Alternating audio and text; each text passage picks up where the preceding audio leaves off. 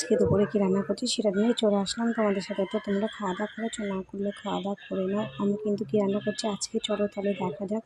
তো চলো দেখো কী রান্না করছি। তো দেখো বড়মশাই নিয়ে এসেছে গঙ্গা চিংড়ি মাছ নিয়ে এসেছে।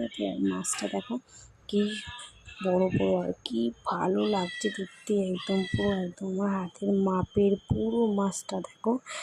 আর আমার সত্যি কথা বলতে আমার এরকম বড় বড় মাছ খেতে খুবই ভালো লাগে, বিশেষ করে চিংড়ি মাছ।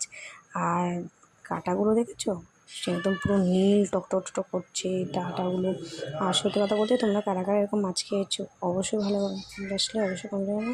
আর আমি গুনে দেখলাম 6টা মাছ আছে। আমরা যেহেতু 4জন মানুষ, তো 6টা মাছ আছে আমাদের হয়ে যাবে। আর চলো কী করি দেখাই। তো আমি পটল ভাজা করবো, বেগুন ভাজা করবো, পটল ভাজা করবো। আর পটল ভাজা বেগুন ভাজা করলে ভালো লাগে। আর ডাঁটা নিয়েছি, ডাঁটা নিয়ে মটরের ডাল দিয়ে করবো। আর নিয়েছি আলু কেটে।